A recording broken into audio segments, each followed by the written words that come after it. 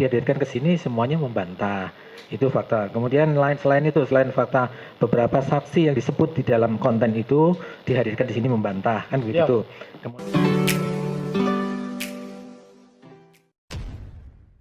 Assalamualaikum warahmatullahi wabarakatuh. Jumpa lagi dengan saya di channel Gagasan Progresif 79. Sahabat sebangsa dan setanah di mana saja Anda berada. Kembali kita mengikuti kasus perjalanan Bang Banteri dan Suginur, di mana hari ini adalah rencana sidang putusan Bang Banteri dan Suginur.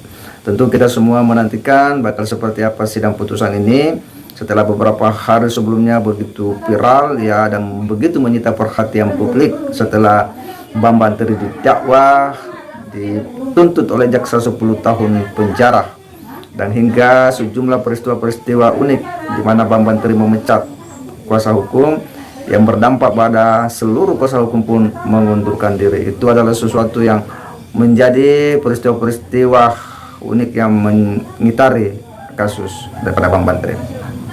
Tetapi ya, menjelang sidang putusan ini ada hal yang kemudian menarik dari beberapa persidangan sebelumnya, di mana hakim mengungkap sejumlah fakta-fakta ya di depan persidangan terkait dengan ya kasus Bang Banteri ini. Dan fakta-fakta persidangan ini adalah sekian fakta yang tentu betul-betul akan memberatkan Bang Banteri. Dan apakah Bang Banteri akan diputus ya maksimal 10 tahun sebagaimana tuntutan daripada jaksa? Tentu kita akan melihat seperti apa nanti di sidang putusan itu.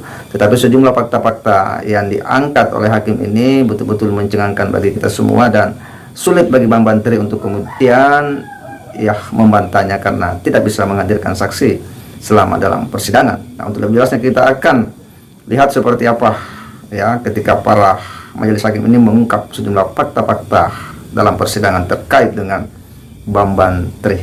Mari kita simak sama-sama. Oke, karena tidak membaca, jadi mungkin saya sampaikan aja lah. Ada beberapa yang mungkin kelupaan disampaikan oleh penasihat hukum maupun penuntut umum mengenai ada beberapa unsur di dalam dakwaan. Intinya kan didakwa itu kan tadi pasal 14A ayat 1, 2 dan 15, pasal 28 745 ITE, pasal 146A itu kan pasalnya.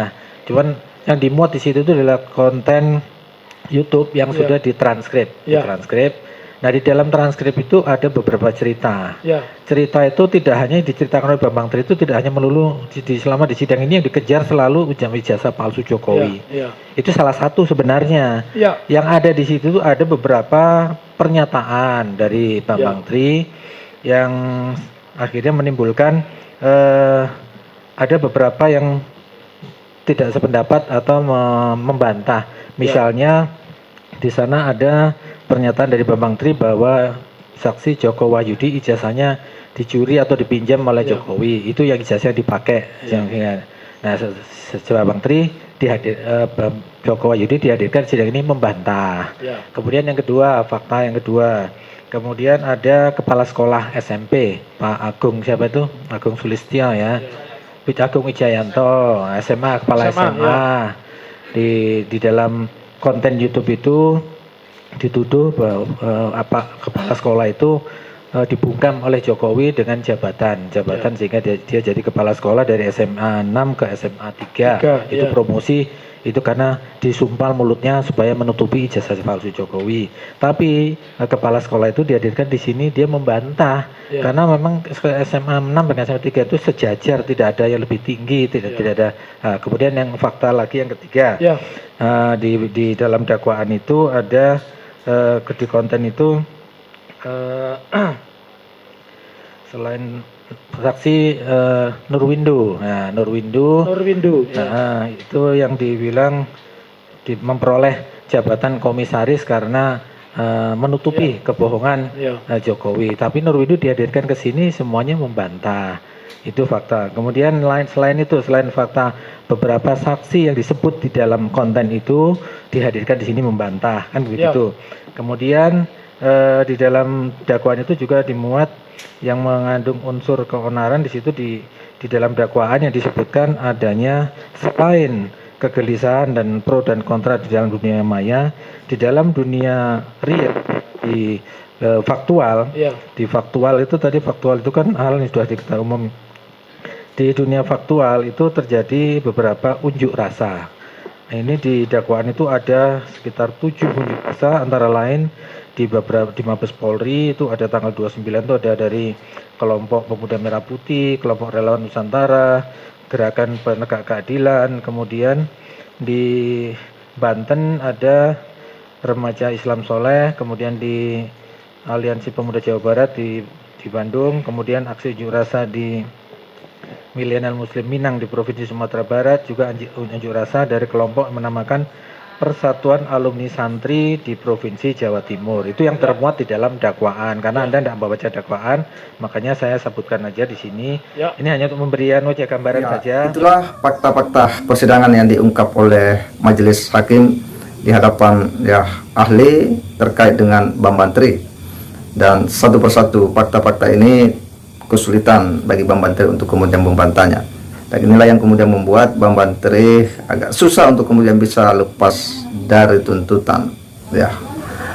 Apa yang diungkapkan oleh hakim ini, di mana salah satunya adalah bahwa ketika Bambang Tri menuding Pak Jokowi punya ijazah hasil nuri dari orang yang namanya Joko Wahyudi, dan ternyata dia dihadirkan, sudah pupus argumen daripada Bambang Tri. Sekalipun dia sempat berkelip bahwa nomor-nomor yang dicuri, tetapi sulit karena dia tidak bisa membuktikan dengan memunculkan ijazah palsu yang dia sebut itu. Yang kedua, bahwa fakta-fakta di mana kepala sekolah SMA 6 yang kemudian SMA 3 menjadi SMA 6 yang menurutnya juga dia dibungkam karena jabatan. Dan ketika kepala sekolah ini dihadirkan, dia pun membantah itu semua, dan Bambang Tri tidak bisa memberikan bantahan yang sebanding terkait dengan tudingannya kepada kepala sekolah yang dituduh dibungkam dengan jabatan ini. Demikian pula ketika Bambang Tri menyebut bahwa Mbah Mundur Windu juga lagi-lagi diberi jabatan komisaris untuk kemudian membuat pengakuan yang mendukung Pak Jokowi.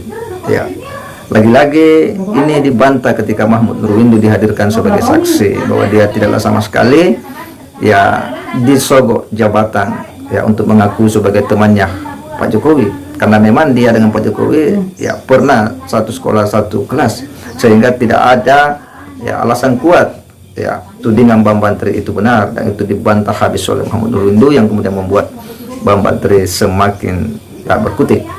Demikian pula sejumlah keberatan-keberatan dan pengaduan dari para ikatan alumni SMP teman sekolahnya Pak Jokowi, kemudian guru-guru SMP, kemudian alumni guru-guru SD di mana Pak Jokowi pernah sekolah, dan ikatan PGRI Solo itu protes ke Polres. Ada yang keberatan terkait dengan sejumlah pernyataan-pernyataan daripada Bambang Tri. Berikut juga sejumlah unjuk rasa di beberapa tempat atas sejumlah tudingan Bambang Tri terkait ijazah palsu Pak Jokowi. Dan inilah fakta-fakta persidangan yang betul-betul membuat Bambang Tri tak berkutik. Hingga di akhir sidang beberapa hari yang lalu, Bambang Tri dalam mendengarkan pembacaan replik jaksa, dia pun tidak diikuti oleh pengacaranya. Situasi ini betul-betul semakin memberatkan Bambang Tri. Kita akan menunggu akan seperti apa nanti sidang vonis dan putusan Bambang Tri. Tentu kita berharap bahwa peristiwa polemik ijazah palsu Pak Jokowi dan tudingan Bambang Tri ini bisa clear dan mengakhiri semua ini dan memberi kepastian hukum, biar publik kemudian bisa mendapatkan informasi terkait dengan kasus dugaan ijazah palsu Pak Jokowi. Segera demikian. Wassalamualaikum warahmatullahi wabarakatuh.